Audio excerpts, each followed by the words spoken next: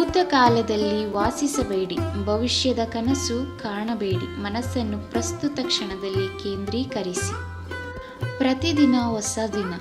ಇಂದಿನದು ಎಷ್ಟೇ ಕಠಿಣವಾದರೂ ನೀವು ಯಾವಾಗಲೂ ಮತ್ತೆ ಪ್ರಾರಂಭಿಸಬಹುದು.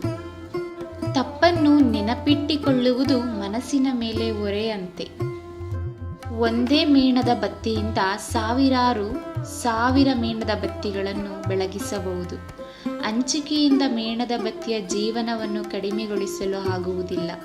ಹಂಚಿಕೆ ಮೂಲಕ ಸಂತೋಷ ಎಂದಿಗೂ ಕಡಿಮೆಯಾಗುವುದಿಲ್ಲ. ನಮ್ಮ ಬಳಿ ಸಾಧ್ಯವಿಲ್ಲ ಎನ್ನುವುದು ಯಾವುದೂ ಇಲ್ಲ. ಮನಸ್ಸು ಅಂಜುತ್ತದಷ್ಟೇ. ಧೈರ್ಯ ಮಾಡಿ ಮುಂದೆ ಸಾಗಿ ಗೆದ್ದರೆ ಇನ್ನೊಬ್ಬರಿಗೆ ಪಾಠ ಹೇಳಿಕೊಡಬಹುದು. ಸೋತರೆ ನಾವೇ ಪಾಠ ಕಲಿಯಬಹುದು. ಯಾರ ಮನಸ್ಸಿನಲ್ಲಿ ನಾನೇ ಸರಿ ಎನ್ನುವುದು ಇರುತ್ತದೆ, ಆತನಿಗೆ ತನ್ನ ತಪ್ಪಿನ ಅರಿವಾಗುವುದಿಲ್ಲ. ನಮ್ಮ ತೊಂದರೆಗಳ ಬಗ್ಗೆ ಮಾತನಾಡುವುದೇ ನಮ್ಮ ಅತಿ ದೊಡ್ಡ ತಪ್ಪು. ಅಂಥ ಅಭ್ಯಾಸವನ್ನು ಬಿಟ್ಟು ಬಿಡಿ. ನಮ್ಮ ಸಂತೋಷ ಮತ್ತು ಖುಷಿಯ ಬಗ್ಗೆ ಮಾತನಾಡಿ. ಕ್ಷಮೆ ಮತ್ತು ಧನ್ಯವಾದ ತುಂಬ ಚಿಕ್ಕ ಪದಗಳು ಎಂದೆನಿಸಿದರೂ ಎಷ್ಟು ಸಂಬಂಧಗಳು ಒಡೆಯದಂತೆ ನೋಡಿಕೊಳ್ಳುವಲ್ಲಿ ಅತಿ ದೊಡ್ಡ ಪಾತ್ರ ವಹಿಸಿದೆ. ಮನುಷ್ಯ ಸೋಲಿನಲ್ಲಿ ಕಲಿಯುವಷ್ಟು ಪಾಠಗಳನ್ನು ಗೆಲುವಿನಲ್ಲಿ ಕಲಿಯುವುದು ಅಸಾಧ್ಯ. ನಿಮ್ಮ ಕೋಪಕ್ಕೆ ನೀವು ಶಿಕ್ಷೆಯಾಗುವುದಿಲ್ಲ, ನಿಮ್ಮ ಕೋಪದಿಂದ ನಿಮಗೆ ಶಿಕ್ಷೆಯಾಗುತ್ತದೆ.